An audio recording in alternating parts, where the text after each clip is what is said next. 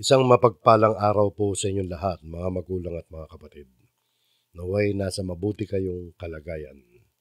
Welcome po sa ating gawain ngayong Thursday Online Bible Study ngayong April 1. Maraming salamat po mga kapatid sa patuloy ninyong pagsubaybay at pagdalo sa ating pagtitipon.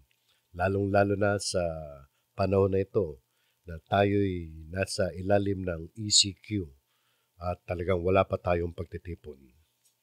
At nakita natin ang kahalagahan ng ganitong gawain na patuloy tayong nakapagsasagawa ng broadcast upang tayo makapagsagawa ng patuloy na pag-aaral ng salita ng Diyos. Kailangan natin ang mga ganitong gawain sa panahon natin ito. At maraming salamat sa inyo mga kapatid, sa mga kapatid natin na nag-share ng ating mga gawain sa kanilang mga friends sa social media.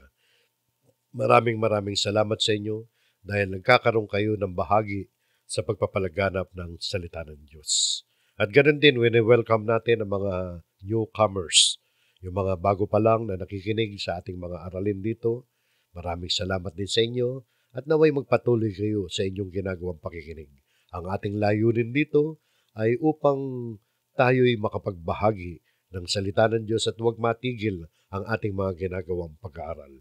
Kailangan natin ang pag-aaral ng salita ng Diyos upang magpatuloy tayo sa paglago sa ating pagkakilala sa ating Amang Diyos, sa ating Panginoon Kristo, upang siyempre mas kilala natin ang ating Panginoon Diyos sa pamamagitan ng ating pag-aaral ng kanyang mga salita ay lalong tumitibay ang ating pananampalataya. Welcome po kayo mga kapatid sa ating gawain ngayon. At tayo nagpapasalamat sa Panginoon dahil pinapaintulot niya na tayo'y makapagpatuloy sa ganitong mga gawain. At hindi natin magagawa ito kung hindi tayo tutulungan ng ating Panginoon Diyos. Kaya tinuturing natin na isang malaking pagpapala at biyaya para sa bawat isa sa atin ang gawain ito. Ang paksa po natin ngayon mga kapatid ay ang The Science of Christ Crucifixion. Ang version ng Biblia na ating gagamitin ay ang dating ang Biblia at ang English version naman ay ang English Standard Version, liban na kung babanggitin. The Science of Christ Crucifixion na kung tatagalugin natin ay ang agham o siyensya ng pagkakapako ni Kristo sa krus. Ang layunin ng ating araling ito, bagamat yung ibang mga kapatid natin ay nadinig na to ng mga ilang taon na naituro ito, at maganda naman na mapaalala rin sa atin muli ang pagtuturo tungkol dito dahil may mga kapatid tayo na hindi naman napakinggan to noong mga panahon na naituro ito. At ito mga kapatid, ang layunin natin ay para higit nating ma-appreciate, higit nating madama, magkaroon tayo ng higit na pagpapahalaga sa mga sakripisyo, sa mga paghihirap ng ating Panginoong Kristo na kanyang naranasan nung siya'y ipako sa krus. Ang ating pag-aaral nito mga kapatid ay ating hinango sa artikulo na isinulat ni Kailin Schreier, isang professor sa Department of Biology and Chemistry sa Azusa Pacific University sa Estados Unidos. Bawat taon mga kapatid, itong si Kailin Schreier ay naglalahad ng pagtuturo ng kanyang tinatawag na The Science of Christ Crucifixion. Dito dinidiscuss niya yung mga tinatawag na physiological processes. Pag sinabing physiological processes, ay yung mga physical na proseso na maaaring naranasan ng isang tao na naging biktima ng crucifixion o yung pagpapako sa krus. At sang-ayon na rin sa kanya mga kapatid, ang kanyang pag-aaral bukod sa kanyang sariling kaalaman bilang profesor sa biology and chemistry, ay hinango niya rin ang kanyang pag-aaral. Marami rito ay binatay niya rin sa pag-aaral ng mga ekspertong yan. No? Hindi natin babasahin, mahaba. No? So, hindi lang siya nag-iisa na nagkaroon ng pag-aaral na tinignan ng medical side, yung medical point of view tungkol sa pagkamatay ng Panginoong Kristo sa krus. So, maganda na makita rin natin ito mga kapatid para na sa ganun lalo nating maunawaan ang paghihirap ng Panginoon Kristo sapagkat ang crucifixion na tinatawag, yung pagkakapako sa krus, ay hindi pangkaraniwang pagbitay noong mga panahon na yun. Hindi, mas madali ika nga na mapugutan ka lang ng ulo, saksakin ka, barilin ka, mas madaling kamatayan yun. Pero ang crucifixion, mga kapatid, ay mabigat na kamatayan yan.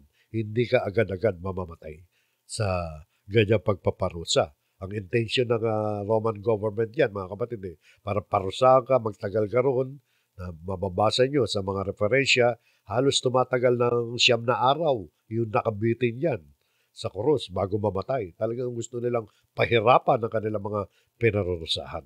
Malupit, yan ang pinakamalupit na kamatayan na bitay na naimbento ng tao sa buong kasaysayan. O simulan po natin ang ating pag-aaral. Sa ating pag-aaral ito, yung mga slides natin na mapapansin nyo sa dakong sa upper left corner, ay inilalagay natin yung icon na yan. Ang ibig sabihin, ay hinango natin yan kay Kaylin Shear, yung mga sinasabi niya. Tinagalog ko lang, mga kapatid. At yan ay susuportahan natin ng mga biblical verses, yung kanyang mga sinasabi nito. O, sabi ni Kaylin Shear, ang mga eksaktong pangyayari ay maaaring hindi naganap sa naranasan ni Jesus. Hindi naman exactly 100% na ganito. Dadapat ito ay batay sa mga tala ng kasaysayan ng mga proseso ng pagpako sa krus ng mga panahong yaon. Sapagkat hindi lang naman si Jesus ang napako ng mga panahon na yon. Marami. Before Christ and after Christ. Libo-libo na. Hindi na mabilang kung ilan ang ipinapako ng Roman government sa krus ng mga panahon na yon. Yun kasi ang paraan nila ng pag-torture bago ka mamatay. Yan ang death penalty nila. No? Sabi pa rito ni Kaylin Shear na mahalaga maintindihan sa simula na si Jesus ay nasa mahusay na kalagayang pisikal. Bilang anluwage o karpentero na kanyang naging hanapbuhay, siya ay sanay sa mabibigat na trabaho. Yan ang mga konsiderasyon yan. Bukod dito ay ginugol niya ang kanyang ministeryo sa paglalakbay na naglalakad sa nayon. Ang kanyang resistensya at lakas, wika pa riyan, ay totoong matipuno. Kung gayon nga ang kalagayan ng isang lalaki, dito ay makikita natin na gano'n na lamang kahirap at kabigat ang dinanas niyang paghihirap dahil para sa isang matipunong lalaki na ginupo na matinding torture o pagpapahirap, ito ay isang kakilakilabot na karanasan. Kung titingnan natin ang kalagayang pisikal ng Panginoon Kristo bago siya ipinako sa krus, ang kanyang edad umigit kumulang na 33 years old. At ang kanyang hanapbuhay ay anluwagi nga, carpenter, paraan ng kanyang transportasyon sa kanyang pangangaral, naglalakad lang ang Panginoon Kristo. Sa makatid, siya ay isang lalaking sanay sa mga pisikal na gawain, sanay sa mga hirap. Sa childhood pa lang at pagkabata ng ating Panginoong Jesus, ay makikita natin sa tala ng banal na kasulatan dito sa Lucas 2:40. Ang sabi nito, at lumalaki ang bata. Si Jesus ang tinutukoy dyan. At lumalakas. Take note, lumalakas. At napupuspos ng karunungan at sumasa kanya ang biyaya ng Diyos. Pagdating sa verse 52, ang sabi pa ni Lucas, at lumalaki si Jesus sa karunungan at sa pangangatawan at sa pagbibigay lugod sa Diyos at sa mga tao. So kung titingnan natin, mga kapatid, sa biblical na tala, ang hanap buhay bago ang ministeryo, karpentero ang ating Panginoon Kristo. At sabi nga rito sa Mateo 13:55, ang sabi sa kanya, ito sa Nazareth, nung siya'y nangangaral, ang sabi ng mga tao sa kanya, hindi baga ito ang anak ng anluwage? Hindi baga tinatawag na Maria ang kanyang ina, at Santiago at Jose, at Simon at Judas ang kanyang mga kapatid? So, kilala siya bilang anak ng karpintero. Dahil alam natin na siya'y naging foster father ng ating Panginoon Jesus dito sa lupa ay si Jose, isang carpenter yan. At ang ating Panginoon Kristo mismo ay naging karpentero rin. Sabi ni Jesus sa Marcos 6:3, hindi baga ito ang anluwage? Tinutukoy na si Jesus. Di ba? Kanina, anak ng anluwage. Ito naman, di ba ito yung anluwage? No? This, the carpenter, sabi nga, ang anak ni Maria at kapatid ni Santiago at ni Jose at ni Judas at ni Simon, at hindi baga nangaririto sa atin ang kanyang mga kapatid na babae at siya kinatitisuran nila. Natitisid yung mga tao sa kanya. Sapagkat for 30 years, nakasama nila ang Panginoon Kristo, lumaki doon sa Nazareth, sa lugar nila, alam nila ang profesyon nun carpenter. At kilala yung mga kapatid ng ating Panginoon Kristo. At dito lumilitaw, may mga ibang mga anak, si Maria at saka si Jose. Bukod sa mga lalaki, yung mga kapangalan pa ng mga apostol, yung mga kapatid ni Jesus na lalaki. At may mga kapatid siya, mga babae, na kilala rin nila. Hindi naman nabanggit yung mga pangalan. So maraming mga naging anak si Maria at si Jose. Ngayon, sa pagpapasimula ng ministeryo ng Panginoon Jesus, ay makikita natin dito sa mga tala ng Biblia, ating pinatutunayan lang yung sinasabi ni Kailin Schreier na biblical yun, na talagang matipuno ang pangangatawan ng Panginoon Jesus ng mga panahon na yun, na nagpasimula ng pagpangangaral ng Panginoon sa Kristo nung 30 years old siya. At sa tala ng Biblia, tinataya ng mga Bible scholars na ang Panginoon sa Kristo ay nangaral lamang sa loob ng humigit kumulang sa 3 taon. Pero nagsimula siya, nung bautismoan siya ay 30 anyos siya. At doon siya nagpasimulang mangaral. Sabi nga dito sa Lucas 3:23, at si Jesus din, nang magpasimula siya magturo, ay may gulang na 30 taon. At sabi pa rito sa Mateo 9:35, at nililibot ni Jesus ang lahat ng mga bayan at mga nayon na nagtuturo sa mga sinagoga nila at ipinangangaral ang ebanghelyo ng kaharian at pinagagaling ang sari-saring sakit at ang sari-saring karamdaman. So dito, nakita natin ang pangangaral ng Panginoon Kristo ay hindi lamang doon sa isang lugar, kundi siya'y lumilibot sa lahat ng mga bayan at mga nayon doon sa lugar na yan. Sa Judea yan, mga kapatid. At ang paraan ng kanyang paglalakbay noon, naglalakad lang siya. Sabi nga sa translation sa Tagalog. At nangyari pagkatapos ng kaunting panahon na siya'y naglalakad sa mga bayan at mga nayon na ipinangangaral at dinadala ang mabubuting balita ng kaharian ng Diyos at kasama niya ang 12. So naglalakad lang siya sa mga bayan at mga nayon. So manual. Hindi siya nakakotse. Siyempre, wala pang kotse noon. Hindi siya nakakabayo. Wala siyang pag-aari. Mahirap lang ang Panginoon Kristo ng mga panahon na yon nung siya'y nandito sa lupa. Hindi siya katulad ng mga mangangaral ngayon na nabubuhay pa sa luxury. Pero ang Panginoon Kristo, mahirap lang ang kanyang buhay noon. Naglalakad nga lang siya. Kung matatandaan niyo, sa pagpasok niya sa Jerusalem, doon sa tinatawag na triumphant entry niya sa Jerusalem, nanghiram pa siya ng asno, ng donkey. Di ba? So yun, bakit natin nabasa yung mga talatang yan? Para patunayan din na biblical yung sinasabi ni Kailin Schreier na nag-examine ng physiological na kondisyon ng Panginoon sa Kristo na siya ipako sa cross. So yan ang kanyang background. Physically fit siya, mga kapatid. Ngayon, ang mga nararamdaman naman ng Panginoon Jesus bago magsimula ang paghihirap sa krus. Alam niyo, mabigat na nararamdaman ng Panginoon Jesus bago pa lang siya ipako sa krus. Bago pa lang siya arestuhin.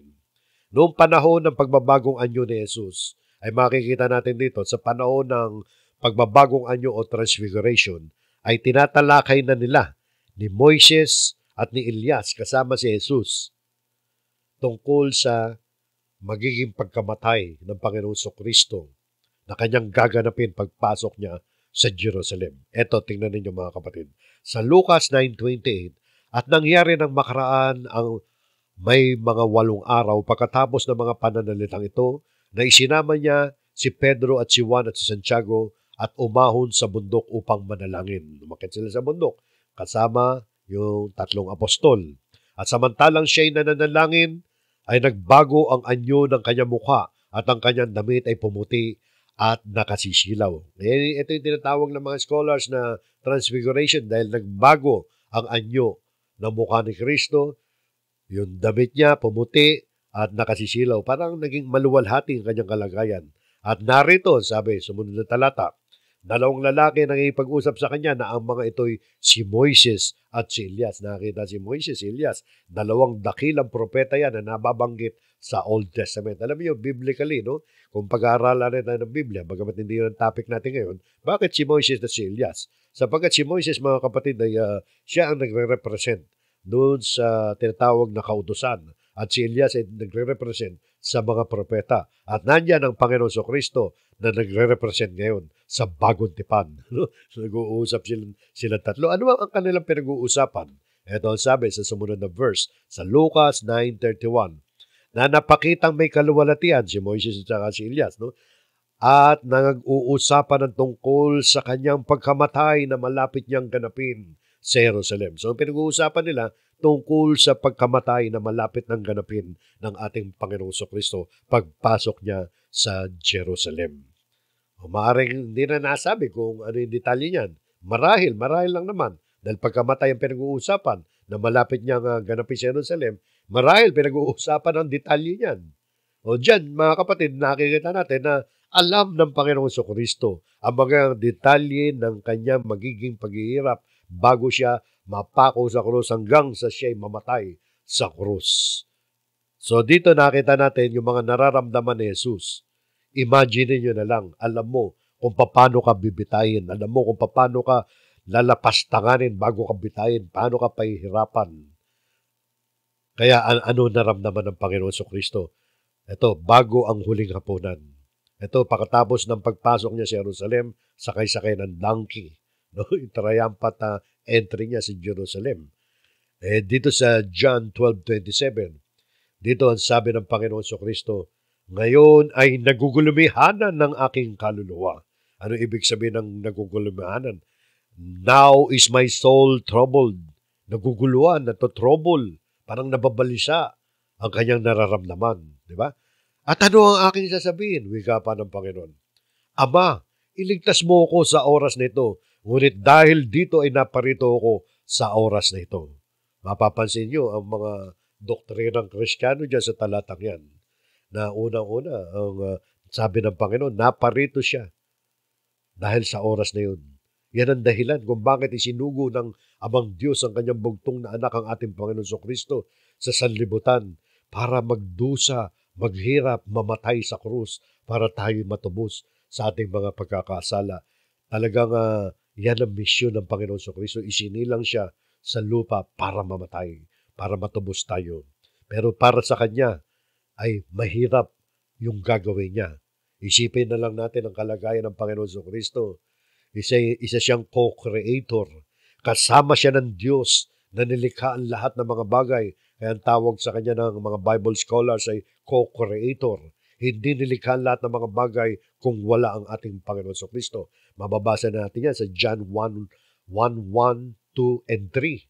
Sa chapter 1 nandyan, mababasa natin na ang Panginoon Kristo ay nasa kalagayan Diyos. Meron siyang maluwalhating kalagayan. Sabi pa doon sa John 17 na meron na siyang kaluwalhatiang taglay niya bago pa lang siya isugo rito. Bago pa lang itatag ang sanlibutan, ay meron na siyang kaluwalhatian na taglay-taglay doon sa langit. Hindi pa nililikha ang lahat ng mga bagay. Nandun na ang Panginoon Kristo sapagkat ang Panginoon Kristo ay Diyos din. Bagamat hindi siya nga ang Ama. No, hindi naman siya rin yung Ama. Pero nasa kalagayan siya ng Diyos. Imagine niyo ang kanyang kalagayan. Tapos bumaba siya rito, nag-anyong alipin, naging masunurin sa Ama hanggang sa kamatayan sa krus. Pero bago yun, dumating yun, ay naranasan niya dahil siya ay naging taong totoo rin. Ay nagugulumihan na ng kanyang kaluluwa. Parang natotrouble siya. Naguguluhan siya, nababalisa siya, nakakaramdam siya ng hindi magandang pakiramdam.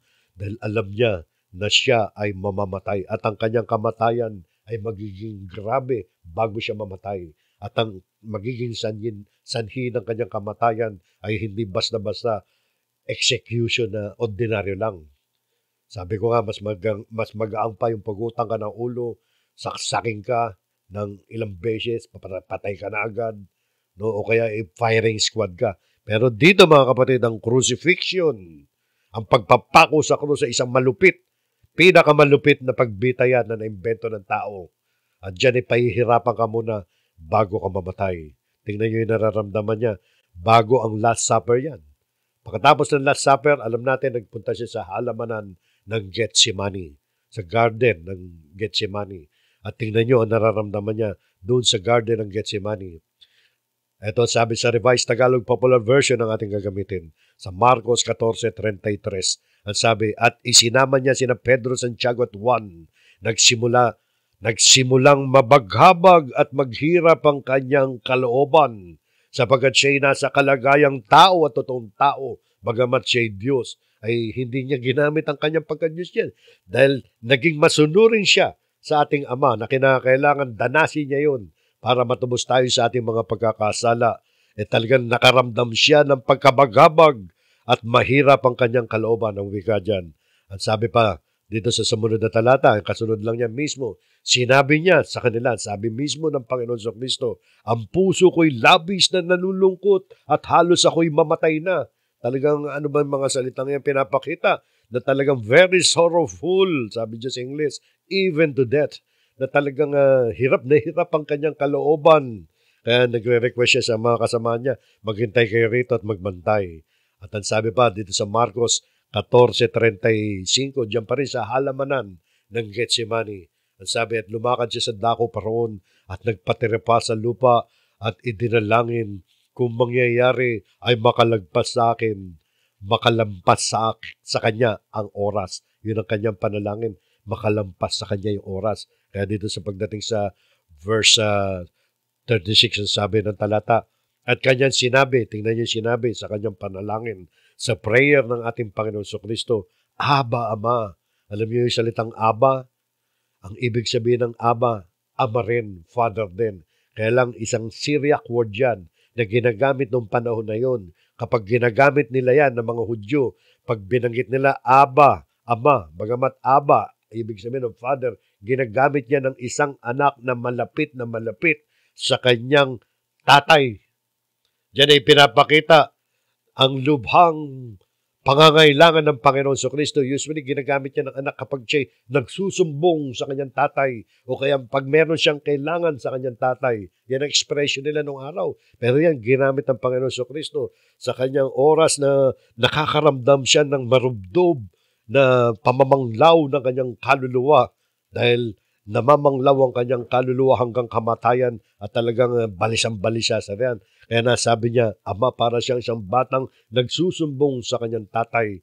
Na sabi niya, at kanyang sinabi, Aba, Ama, may kapangyarihan sa iyo ang lahat ng mga bagay. Ilayo mo sa akin ang sarong ito. Gayon may hindi ang ayon sa ibig ko, kundi ang ayon sa ibig mo. So diyan nakikita natin yung marubdob na pagnanais ng Panginoon sa Kristo na matapos na yung kanyang paghihirap sapagkat alam niya ang bawat detalye na magaganap sa kanya. At sabi pa rito, kung tatalon tayo doon sa ibang banggit, sa Mateo 26:44, 3 beses niyang ipinalangin yan at muli niya silang iniwan at umalis at nanalangin bilang ikatlo na sinabing muli ang gayunding mga salita. Ano ba yung mga ganunding salita? Na makalagpas sa akin ang sarong ito. 3 beses niya ipinalangin yun na nagpapakita na talagang tunay na mabigat ang nararamdaman ng Panginoon ng mga sandaling yun. Dito sa Lucas, sabi pa rito, dyan din, no, na sinasabi, Ama, kung ibig mo, ilayo mo sa akin ang sarong ito, gayon may huwag mangyari ang aking kalooban, kundi ang iyo. Nasa tala naman ni Lucas, ganun din, na ang prayer ng ating Panginoon sa Kristo. Alam niyo yung sumunod na verse dyan? Mamamangha kayo, sumunod na verse, sa verse 43, sa hirap ng kanyang nararanasan sa kanyang pakiramdam pa lang yan. Hindi pa siya nakukurot yan. Psychological pa lang yan, mga kapatid. Yung impact sa kanya, psychologically, nung dadanasin niyang paghihirap, sobrang tindi na. Dahil nga sa kalagayan niya noon kakaiba siya kaysa sa atin, mga kapatid. Tayo tao na wala naman tayong maluwalhating kalagayan. Siya talagang maluwalhati ang kanyang kalagayan na yung dadanasin niyang paghihirap hindi naman karapat-dapat para sa kanya, kundi kinakailangan siyang gawin yan sapagkat dahil sa kanyang pag-ibig sa mga tao, kinakailangan danasin niya yan. Kaya sumunod talata yan, tinugon ng Diyos ang kanyang panalangin. Sa verse 43, kaya ng pagkakatugon dito, tingnan niyo, at napakita sa kanya isang anghel na mula sa langit na nagpalakas sa kanya. Pinalakas siya ng anghel sa kanya sa gitna ng kanyang marubdob na nararanasan. Pinadala ng Diyos ang anghel sa kanya para siya palakasin. Pero pagkatapos nun, verse 43 yan, verse 44, umalis yung anghel. Siyempre, umalis yung anghel. Sinasampantahan natin, nawala na yung anghel nun. Ano ang ginawa ng Panginoon sa Kristo? At nang siya'y nanlulumo, ay nanalangin siya ng lalo maningas. Pagkatapos siya palakasin, sumunod na talata, nanlulumo, tapos nanalangin siya ng lalo maningas. At ano ang nangyari sa kanya? At ang kanyang pawis ay naging gaya ng malalaking patak ng dugo na nagsisitulo sa lupa sa sobrang ningas ng kanyang panalangin at sa kanyang nararamdaman. Matapos siyang aliwin ng anghel, matapos siyang palakasin ng anghel, bumalik siya sa ganyang kalagayan. Nanlumo siya at nalalangin siya ng mas matinding panalangin. At sa tindi na kanyang panalangin, ang kanyang pawis, gaya ng malalaking patak ng dugo, nagsitulo sa lupa. Alam niyo ang findings dyan? Sa medical, punta tayo sa medical. Sa ngayon kay Lynn Shear, nakaranas siya ng hematohydrosis. Yung dugo niya nahaluan ng pawis o yung pawis niya nahaluan ng dugo. Yan ang tinatawag sa medical science na hematohydrosis. Ano ba yung hematohydrosis? Sa ngayon, sa ating referensya, isang hindi pangkaraniwang kalagayang medikal na kung saan ay dinadaluyan ng dugo ng katawan o na kung saan ang dinadaluyan ng dugo ng katawan ng tao patungo sa tinatawag na sweat glands, bahagi ng pisikal na sistema ng katawan ng tao na may kinalaman sa pagpapawis, yung sweat glands. Yung dinadaluyan ng dugo ng katawan ng tao ay nasisira at hindi nagiging normal. Kung magkagayon ng katawan ng tao ay naglalabas ng pawis na dugo. So yung ugat na yun, na dinadaluyan ng dugo ng katawan ng tao, na patungo sa sweat glands, hindi nagiging normal yun. Pag hindi naging normal yun, yung pawis mo nahaluan ng dugo. Ang kalagayang ito ay resulta ng malabis na pamamanglaw ng isipan at mataas na paggulumihanan. Pinalalambot ng hematohydrosis ang balat ng tao. Sa kalagayang ito ay bagyang lumala ang pisikal na kalagayan ng Panginoong Jesucristo. Yan ang obserbasyon, theory ni Kaylin Shear. Hindi lang siya nagsasabi niyan, marami. Sa mga referensya niya rin kinuha yan. Bumatay rin siya dun sa mga ganun. Bukod sa kanyang sariling kaalaman. Hindi naman lahat na nagkakaganya pag balisa-balisa. Pero ito matindi kasi. Sobra tindi ang pagkamanglaw ng ating Panginoon Jesucristo. So, tingnan natin. Pagkatapos yan, dinakip ang ating Panginoon Jesucristo. Nung gabing yun, same night, halos madaling araw na to mga kapatid, noong maganap to. Nung gabi sa halamanan ng Getsemani, mababasa natin sa Mateo 26:47. Hindi natin babasahin, no? Para hindi tayo masyadong humaba. Historical naman yan. At tanggap naman ng lahat yan. Na isang gabi lang naganap yan, ang lahat. Ilang oras lang yan. Last Supper, gabi. Tapos halamanan ng Getsemani, gabi pa rin. Inaresto siya nung gabi rin yun. Sinasampanta, mga madaling araw na yan, mga kapatid. So dinala siya sa dakilang saserdote upang litisin, ginapos, nakaranas siya na duraan siya ron, sinuntok siya, nilait siya ron, mababasa nyo, doon sa 26:57 hanggang 67, haba, 10 mga talata yan. Wala namang controversial dyan, mga kapatid. Yan ay tanggap ng lahat yan, dahil historical na yan. Kinaumagahan, dinala kay Pilato, yung governor ng Juda. Tapos, hinampas siya ni Pilato ron. No? Pinalo siya ron. So, pinadala si Jesus kay Herodes. Dahil sabi ni Pilato, ano niyo yan problema niya ng mga Hudyo Daling kay Herodes siya, yung hari ng mga Hudyo. O pagdating kay Herodes, inalimura siya, nilibak siya, sinuutan siya ng maringal na damit, yung damit na panghari. Pero isinuot sa kanya yung bilang insulto ni Herodes. Si Herodes, ayaw niya may kaagaw siya. Kilala si Kristo, sabi sa kanya, hari ng mga Hudyo raw. Yun ang insulto ko sa ating Panginoon Kristo. At pagkatapos doon, si Herodes, dahil gusto pagbigyan din yung mga nagdidemanda at gusto niya rin na mamatay si Kristo, wala naman siyang power na ipapatay si Kristo o ibitayin. So, binalik niya kay Herodes, yung governor ng Judea. Binalik niya kay Pilato pala. Sapagkat si Pilato ang representative ng Roman Empire. Siya may karapatan na magbigay ng death sentence. So, pagdating kay Pilato, mga kapatid, napilitan na si Pilato, alam na natin ang kwento. Kahit wala siya nakita ng pagkakasala ni Jesus, napilitan siya na, sige, papako na lang sa krus yan. Pero wala akong kasalanan dyan. Parang gano'n, di ba, ang kwento nun? So, inutos si Pilato na hagupitin o hampasin si Jesus sang-ayon sa batas ng Roma bago ang isa ay ipako sa krus. Ang panghampas nila noon, mga kapatid, grabe. Hindi lang isang pirasong latigo, kundi yung kanilang pinakalatigo binubuo ng maraming mga lubid na yari sa balat ng hayop. Na sa gitna ng mga lubid, makikita nyo may mga buhol-buhol dyan. Actually, mga bola-bola yan. Bolang bakal yan na tumatama sa balat na hinampas. Nasa lubid yung mga bola. Pag ampas na yun ng mga lubid, marami yan mga kapatid, nagdudulot yan ng mga malalalim na pasa. Di ba? Pag nakakita na ba kayo ng namaga na mukha o namaga na katawan dahil sa pambubugbog, namamaga, lumalambot ang ating mga balat at namamaga yan kapag nabubugbog. Bukod dito, ang dulo ng mga lubid may mga buto yan na mga tupa o na mga matutulis na kalawit. Basta anumang bagay na matulis. Parang ganito yan mga kapatid. Kung titingnan natin sa video na ating hinango doon sa Passion of Christ, makikita nyo kung anong epekto pag hinampas yung latigong yan na panghampas nila. No? Nakita nyo, may mga bilog-bilog yan, may mga tulis-tulis doon sa mga dulo. Paghampas niyan, nakita nyo kung paano hampasin ang kahoy at yan talaga bumaon pa. Maganda itong pag-aagawa ng pelikulang ito. No? So, mapapansin natin kapag yan hinampas sa katawan ng tao, bakit nilagyan ng kalawit yan? Pag hinampas yan sa katawan ng tao, sumayad yan sa balat ni Jesus, talagang bumabaon yan at paghugot yan, talagang pag hinila yan pabalik, ay talagang matatangay ang mga laman-laman.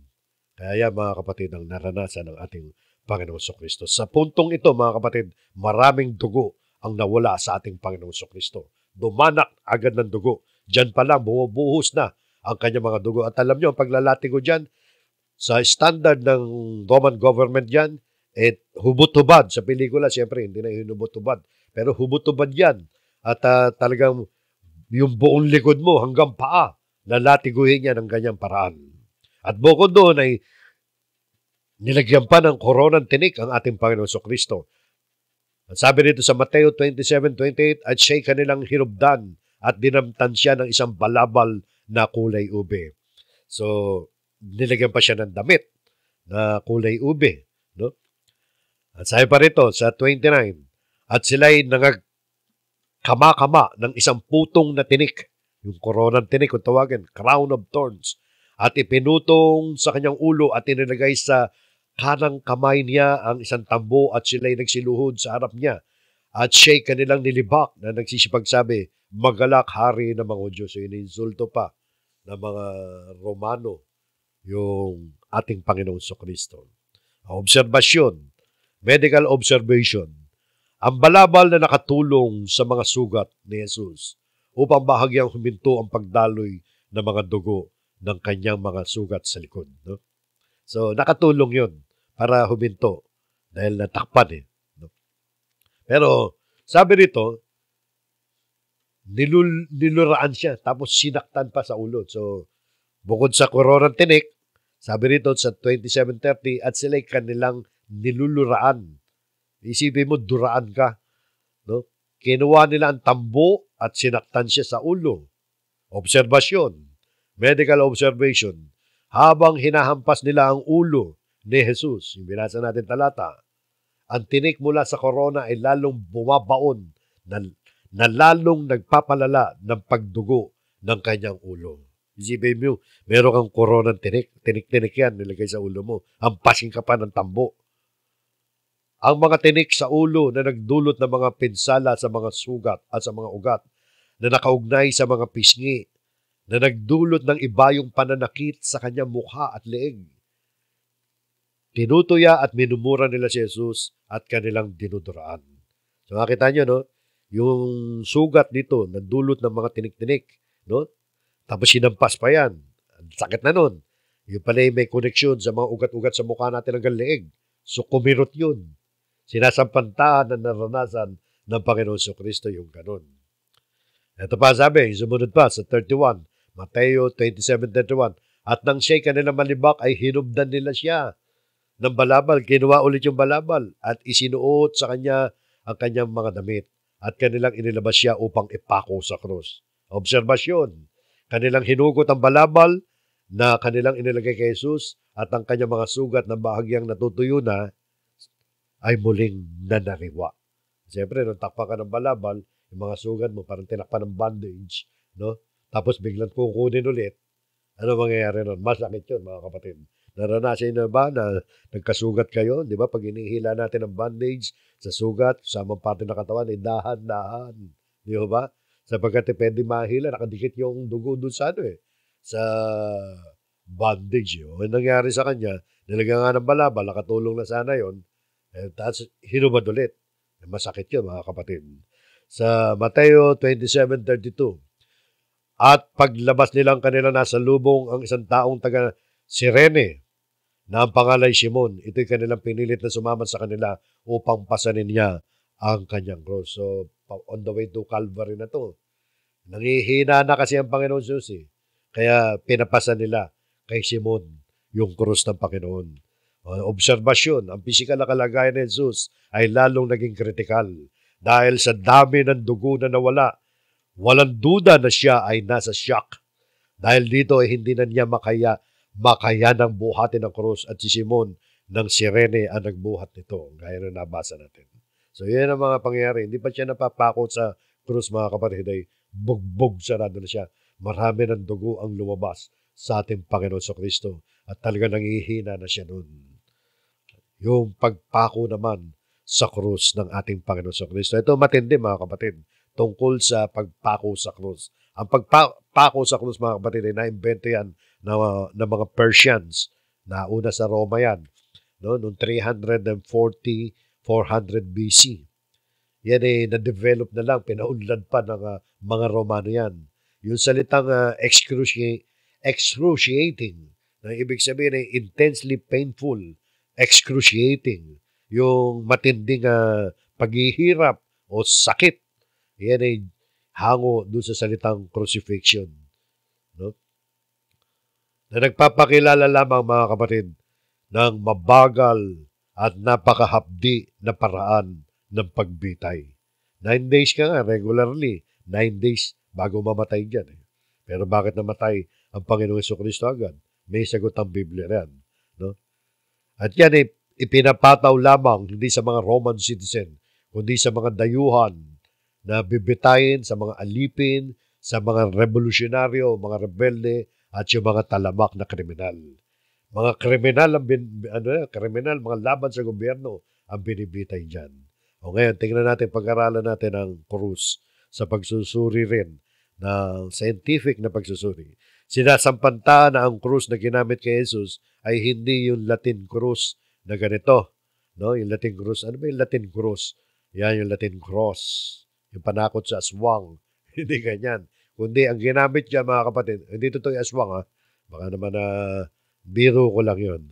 Ganyan yung regular na krus na alam ng mga tao. Pero sinasampantaha sa tao krus. Ipinako ang ating Panginoon sa Kristo. Ganito ang itsura niyan. Ano ba itsura niyan? Yung tao krus, mga kapatid, meron yung poste. Kung yan ang lupa, meron ng ibinaon na poste dyan.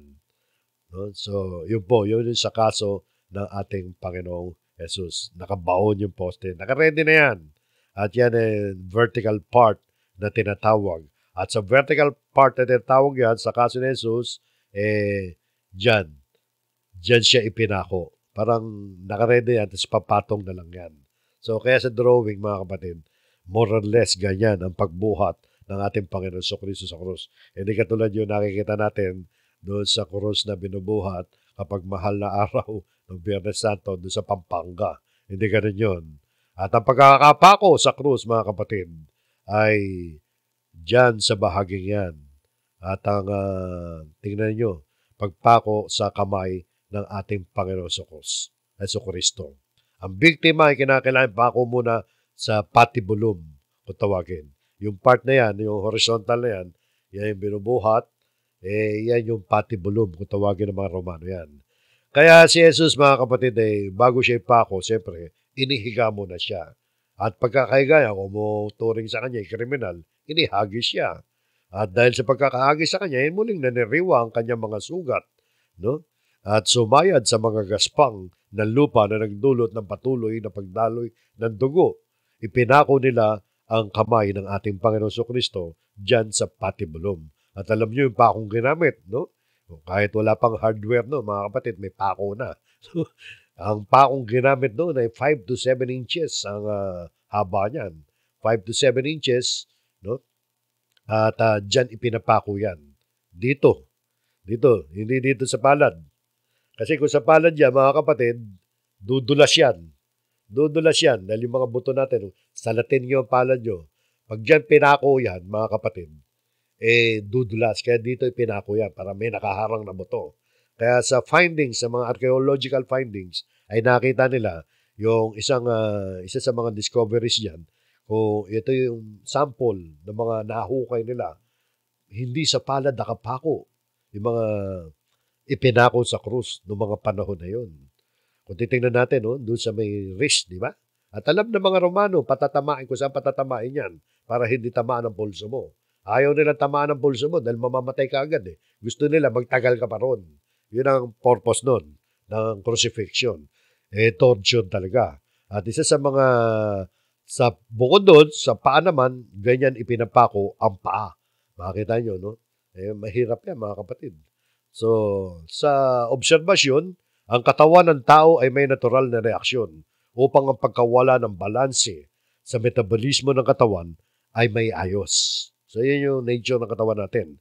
Kaya ang pagkauwa ni Jesus ay isang natural na reaksyon ng kanyang paghihirap. At bukod doon para matupad ang kasulatan, may natural reaction din yun. Dito sa John 19:28, ang sabi, pagkatapos ito, pagkaalam ni Jesus na ang lahat ng mga bagay ay naganap na nga, upang matupad ang kasulatan ay sinabi, nauuwaw ako. Kasi nakasulat yan doon sa prophecy, nabibig kasi niya, nakasulat yan sa awit. So, sinabi niyang nauuwaw siya. Nung siya nauuwaw, ano reaksyon ng mga sundalo ng Romano? Sa halip na tubig ang ibinigay, siya ay pinainom ng suka. Meron dong isang sisidlang puno ng suka. Actually, yung suka dyan, mga kapatid, sour wine. Isang alak yan na maasim. Kaya't naglagay sila ng isang esponghang basa ng suka sa isang tukod ng isopo at kanilang inilagay sa kanyang bibig. So, yun, nakita natin ang isa sa mga naranasan ng ating Panginoon sa Kristo. Ito pa, tungkol sa pagkapako sa krus ng ating Panginoon. Obserbasyon to, mga kapatid. Kapag naipako na ang mga kamay ng biktima, papako ka muna dyan sa patibulum. Pag nakapirmish na yan sa patibulum, ang mga kawal ay inaangat ito at ipapatong sa haliging nakabaon na sa lupa. So, iangat na yan. Mapapansin nyo, anong hirap niya, mga kapatid? Kung ikaw nakapako sa krus, iangat ngayon yan. Nakapako ka dyan sa horizontal na yan, sa patibulum. Di siyempre, hila-hila yung katawa mo, yung pako ang umaalalay sa iyo para sumunod ka dyan sa patibulum. Kaya konklusyon, obserbasyon, medical observation, habang binubuhat ito, ang buong bigat ng katawan ni Jesus ay hinihila pababa ang kanyang mga kasukasuhan sa pulso. Dito siya, pulso lang maalalay. Hinihila. No? Pulso, sikot, balikat na nagdulot ng pagkalas sa lugar ng mga ito. Pag ganyan, makakalas ang buto mo. Siya sabi sa awit 22:14, babasahin natin mamaya. Sa ganitong posisyon, ito obserbasyon, theory. Ang ganitong posisyon, ang mga braso ni Jesus ay humaba ng hindi bababa sa 6 inches mula sa kanyang original na sukat. Hilain ka ba naman ng ganyan, di ba? Talaga ma-stretch ang buto mo. Sabi nga sa awit, katuparan niya ng prophecy, mga kapatid. Pag binasa niyo itong awit 22 mula verse 1, tungkol yan sa mga paghihirap din ng ating Panginoon Kristo. Sabi dito sa verse 14, parang tubig na tumapo ng lakas ko ay tumakas. Tumakas yung lakas ng Panginoon Kristo. At lahat kong mga buto sa wari ko ay nalinsad. Sa dibdib ko ay naghari ang malaking pagkasindak. Parang pagkit ang puso ko, natutunaw, naaagnas. Yan ang nararamdaman ng Panginoon Kristo. Parang ang lahat kong mga buto sa wari ko ay nalinsad. Talaga malilinsad ang mga buto mo nun. Kaya ang theory nga 6 inches na-stretch siya. Isipin nyo, yan ang bigat na naranasan ng ating Panginoon Kristo.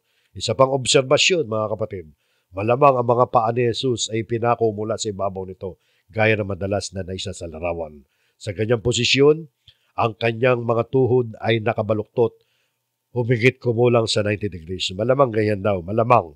Hindi naman niya inaano Hindi naman niya sinusiguro 100% Pero mas mahirap yan kung walang nakapatong. Imagine ninyo, yung paa mo ipinako sa ganyan, walang nakapatong o walang pinapatungan. Mas mabigat yun. Pag direkta doon sa poste, mas mahirap yun, mga kapatid. Okay, sa kanya, sa side niya, more or less, ganyan, no? Pero hindi naman nabanggit ng Biblia. Pero nabanggit ng Biblia, pinako. Yan ang pinakamagaang na pagpako. Mas mahirap yung diretso doon sa poste. Di ba? Ang bigat ng timbang. No? Kahit anong parapan, nakapako yung paa mo ron. Ang bigat ng timbang ng katawan ay itinutulak pababa hanggang sa pako, sa paa. At ang mga saktong angles, no? Saktong angles yan, mga kapatid. Ang sumusuporta sa bigat ng o mga sakong pa lang. Sorry, nagkamali ako. At ang mga sakong, ankles pala, ankles. Akala ko ankle eh. Ankles. Ang sumusuporta sa bigat ng katawan. No, yung mga sakong na lang sumusuporta na nakapako pa sa krus. No? Sinusuportahan yung gravity, yung weight ng katawan mo. Muli, ang pako ay nagdulot ng pinsala sa mga nerves. Pinaghihiwalay nito ang mga daluyan ng dugo sa may bahagi ng paa at nagdudulot ng matinding pagkakirot. Masakit talaga yan, mga kapatid. Sobrang torture yan. O ngayon, nakapako na sa krus ang obserbasyon. May obserbasyon tungkol sa paghinga habang nakabitin sa krus ang ating Panginoon sa Kristo. Hindi lang naman siya, maski yung ibang nakapako sa krus. Pero pinag-aaralan natin ang ating Panginoon sa Kristo. Tingnan nyo, obserbasyon. Sa normal na paghinga, ang diaphragm, ang malapad na muscle na naghihiwalay sa dibdib at tiyan, banda rito yung mga kapatid, di ba? Diaphragm. Sa pagitan daw ng ng dibdib at tiyan. So, nandito. Ay kinakailangan gumalaw pababa. Pag huminga raw tayo, di ba, pababa yan. Sa pamamagitan nito ay lumalapad ang chest cavity. No? Yung lumalapad ang dibdib natin, huminga tayo. At ang hangin ay pumapasok sa baga. Inhale. Di ba? Lumalapad ang dibdib natin. Pahinga pa loob yan. Upang huminga naman palabas, exhalation, ang diaphragm ay gumagalaw pataas.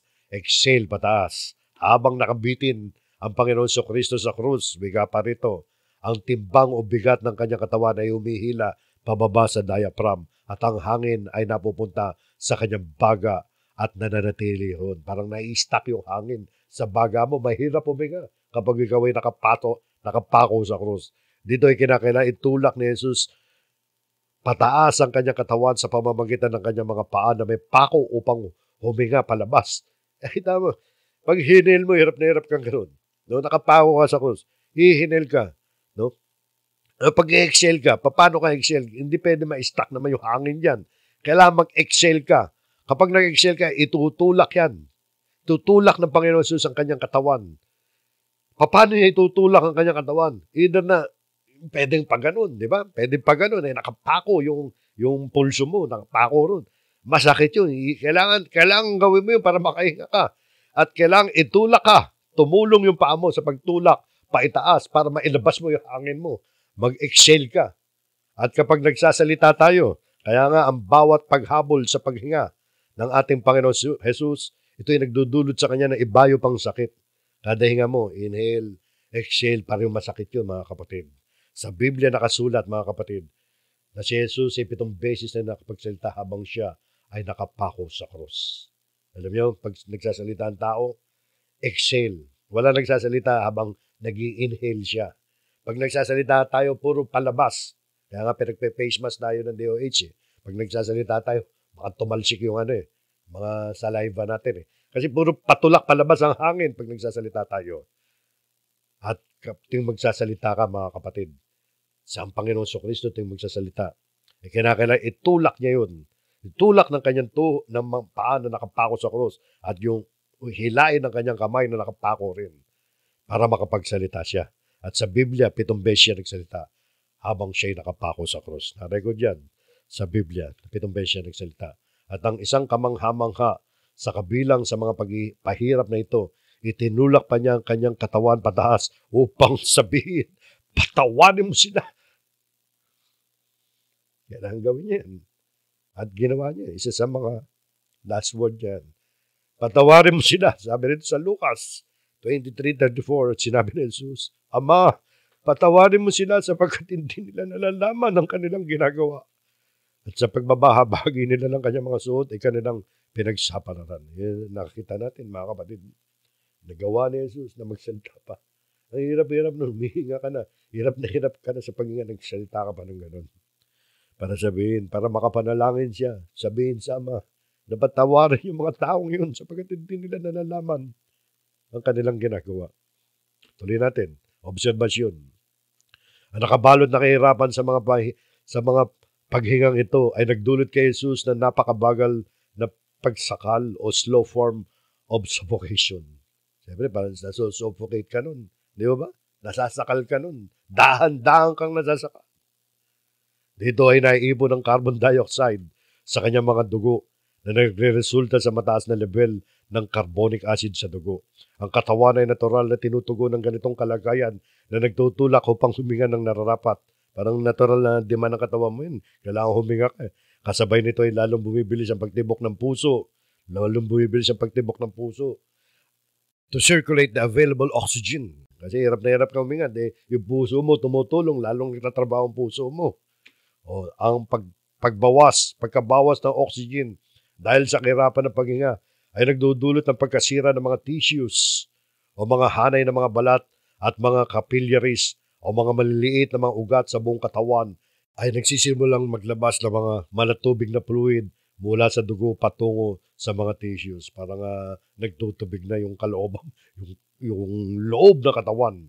Dahil dito ay nagkaroon ng pag-build up o pagdami ng katubigan sa palibot ng puso na tinatawag yan na, close in parenthesis, pericardial effusion at ng mga baga, kung tawagin naman pleural effusion.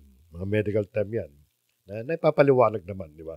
Ang gumuguhong mga baga, ito pa yung mga findings, medical findings, ang gumuguhong mga baga nangihinang puso pagkawala ng katubigan sa katawan o dehydration at kawalan ng kakayahan ng paghinga ay higit at higit na sumasakal sa biktima. Ang kawalan ng sapat na oxygen ay sumisira din sa puso mismo, myocardial infarction na tutungo sa atake sa puso o cardiac arrest. Sa madaling sitwasyon o sa malalang sitwasyon pala ay maaaring sumabog ang puso. Ito ang tinatawag na cardiac rupture. Si Jesus ay maaaring namatay sa atake sa puso. Maaaring ganun. Maaaring hindi rin. Pero malamang ganun ang kanyang ikinamatay sangayon sa ating referensya. Patay na ang Panginoon Jesus bago siya palagpasan ng sibat sa tigiliran. Alam natin yan sapagkat sinasabi yan dito sa John 19:32. Nagsiparoon na ang mga kawal at inumog ang mga hita ng una at ng isa na ipinako sa krus na kasama niya. Di ba? Ngunit nang magsiparoon sila kay Jesus at makitang siya'y patay na ay hindi na siya inumog at ang kanyang mga hita. Kundi anong ginawa na lang sa kanya? Ngayon may pinaglagpasan ang kanyang tagaliran ng isang sibat ng isa sa mga kawal at pagdakay lumabas ang dugo at tubig. Yung paglabas ng dugo at tubig, yun ay nagpapatunay na binalot nga ng tubig at dugo yung puso ng ating Panginoong Yesus. Kaya malamang tama yung medical theory nito mga kapatid. O iba pang obserbasyon mga kapatid. Pero mga singit na obserbasyon pa siyang inilagay. Ang lahat ng mga paghihirap at pangyayari ay maaaring nagatid kay Jesus sa tinatawag na hypovolemic shock. Ano ba yung hypovolemic shock? Ang hypovolemic shock ay isang kondisyon na nagbabanta sa buhay na nagre-resulta kapag nawala sa iyo ang higit na 20% o ikalimang bahagi ng dugo o likidong supply ng iyong katawan. Ang matinding pagkawala ng likido na ito ay imposible para sa puso na mag-pump ng sapat na dami ng dugo sa iyong katawan. Ang hypovolemic shock ay maaaring humantong sa organ failure. So, maaaring magkaroon ng iba't ibang mga side effect yun. Doon sa loob ng katawan mo. Mag-fail ang mga organ mo. Di ba? Ito pa ang singit, mga kapatid. Sinabi ni White, marahil si Dr. White to, no? Ng University of Texas, na isinasaalang-alang niya ang pagpapako ng mga paa bilang critical na issue. Doon sa crucifixion, critical na issue pag pinako yung paa mo para doon sa mga biktima ng krus. Yun ang punto ng hindi pagbabalik. Anya, That's the point of no return. Hindi kung ano ang pumapatay sa kanya, kundi yun ang kamatayan. Yun mismo ang kamatayan. Pag pinago yung paa mo, kahit na sa pag-aakala ng tao ay maaaring mabuhay kapag binaba siya mula sa krus. Assuming na mabubuhay siya, ay hindi na siya muling makalalakad. Yun ang tindi. Pag ganun pinako ang paa mo, nakabiting ka pa sa krus. O ngayon, mga kapatid, maaaring maitanong natin sa ating isipan, bakit ba namatay ang Panginoon sa Kristo agad? Alam niyo kung bakit namatay ang Panginoon sa Kristo agad? Samantalang yung dalawa, buhay pa. Namatay lang yung dalawa nung paluin yung nung basagin ang kanilang mga tuhod. Dahil hindi na sila makahinga nun. Pag binasag ang tuhod mo nun sa cross, hindi ka na makakahinga. Tandaan nyo, yung tuhod, kailangan mo yun sa paghinga. Dahil tutulak ka ng tuhod mo, ng paa mo para makahinga. Masosuffocate na yung victim nun. Pero pagdating kay Kristo, nakita nilang patay na. Patay na agad. Bakit namatay ang Panginoon sa Kristo nun? Nang maaga. Kasi tapos na yung mission niya. Ang sabi niya it is finished. It is done. At meron pa sinabi, sa iyong mga kamay, Ama, ay pinagbibiling ko ang aking kaluluwa. I commit my spirit. Ibig sabihin tingnan nyo, ito ang sagot dyan mga kapatid. Sa John 10:18, maaaring may sagot ngayon medical science kung ano yung kinamatay. Pero nasa decision pa rin ng Panginoon Kristo kung bibigay na siya o hindi. Sabi niya, sino may hindi nag-aalis sa akin ito? Kundi kusa kong ibinibigay. May kapangyarihan akong magbigay nito at may kapangyarihan akong kumuhang muli. Tinanggap ko ang utos na ito sa aking Ama. Ang tinutukoy niyan, yung kanyang buhay. Yung kanyang buhay, walang sino man makapag-aalis sa kanya. Kundi kusa kong ibinibigay. May kapangyarihan akong magbigay nito. May kapangyarihan siyang magbigay ng buhay. At may kapangyarihan din siyang kumuha. Muli ibalik ang buhay niya. Yun ang utos ng Ama sa kanya. Kaya bakit namatay ang Panginoon sa Kristo nauna? Kasi it is finished. Tapos na, nagtagumpay na ang Panginoon sa Kristo sa kanyang mission. Kaya nasabi niya, I commit my spirit to you, Father. Yun mga kapatid. Kaya mapapansin nyo, buhay pa yung dalawa Pero siya patay na. So nakita nyo mga kapatid, yan ang ating pag-aaral tungkol sa paghihirap ng ating Panginoon sa Kristo. Bago tayo magwakas, basahin natin ito mga kapatid. Itong Isaiah 53, yung tinatawag na forbidden chapter. Na-share ko na sa inyo ito noong panahon ng pandemya. Na-share ko na itong talatang to, itong hanay ng mga talata. At magandang basahin natin muli. Dahil itong chapter na to, kaya tinawag na forbidden chapter yan. Dahil yan ang iniiwasan ng mga rabi, ng mga teacher, mga guro, ng mga Hudyo sa panahon natin ngayon. Iniiwasan nilang basahin yan. Dahil sa tuwing babasahin yan ng isang Hudyo, ay nagiging Kristiyano ang isang Hudyo. Sapagkat ito yung mga listahan ng mga propesya, ng mga paghihirap ng ating Panginoon sa Kristo. Kasi kapag binabasa nila yan nakikita nila sa kasaysayan yan naging katuparan nito Si Jesus Christ ang naging katuparan nito Si Jesus ang naging katuparan ng prophecy nito. Ibig sabihin dumating na ang Messiah na hinihintay nating mga Hudyo. Kaya tinawag yan na forbidden chapter Ayaw kasi ng mga ibang mga Hudyo na ma-convert ang ibang mga Hudyo sa Christianity.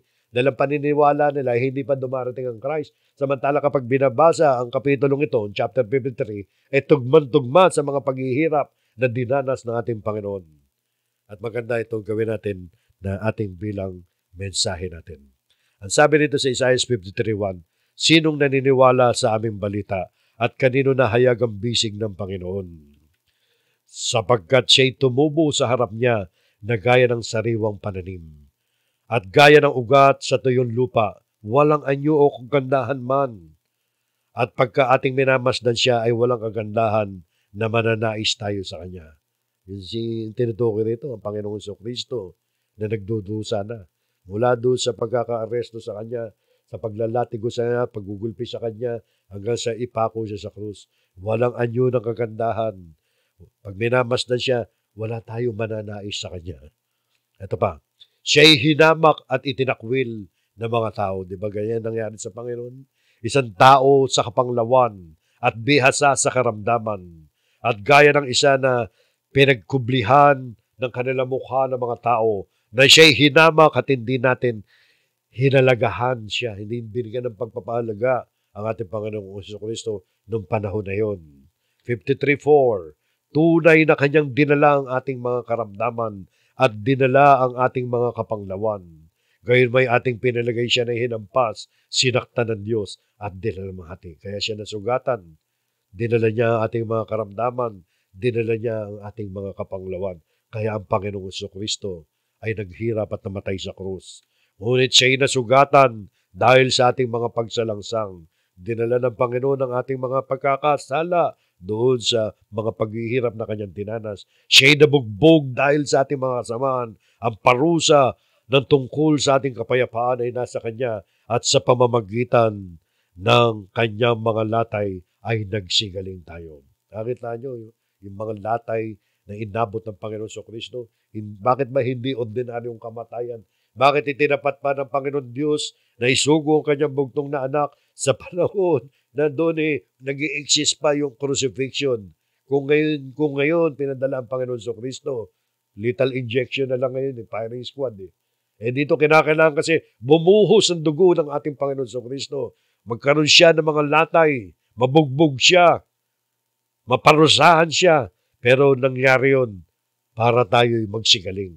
Nangyari yun hindi dahil sa kanyang sariling kasalanan. Naganap yun dahil sa ating mga kasamaan. Sabi nga rito sa huling talata, 53:6, tayong lahat na gaya ng mga tupa na naligaw, tayo ay tumungo sa bawat isa sa kanyang sariling daan at ipinasan sa kanya ng Panginoon, ipinasan sa kanya ng Diyos Ama ang kasamaan nating lahat. Namatay si Kristo para sa lahat ng mga tao. Pero hindi lahat ng tao tumanggap ng kanyang kamatayan, ng kapangyarihan ng kanyang kamatayan. Pero ang kailangan nga natin mga kapatid, ay tanggapin natin sampalatayanan natin ang kapangyarihan ng naging kamatayan ng ating Panginoon Jesucristo sa krus. Kinakailangan ng palataya tayo na ang Panginoon Jesucristo ay namatay dahil sa ating mga pagsalangsa, dahil sa ating mga kasamaan. Yan ang mahalagang aral dyan mga kapatid. Ang kamatayan ng Panginoon Jesucristo ay hindi kabiguan. Ang kamatayan ng Panginoon Jesucristo ay isang tagumpay na natubos tayo sa ating mga pagkakasala. Kaya nga sinabi niya, it is finished, naganap na. Naganap na. At ang kamatayan ng Panginoon Jesucristo, hindi naman natapos doon sa kamatayan lang. Dahil pagkalipas ng 3 araw, mga kapatid, siya'y nabuhay na maguli. Isang pagtatagumpayan para sa ating lahat. Para sa kasamaan nating lahat, naganap ang lahat ng mga bagay na yan. So yan ang ating aralin tungkol doon sa the science of Christ crucifixion. Naway nakadulot ito sa atin ng aral upang lalo nating mahalin, pahalagahan ang ginawa sa atin ng ating Panginoon Jesucristo. Huwag nating kalilimutan yan. Pagpalain nawa tayo ng ating Panginoon Diyos. Tayo po'y muling manalangin.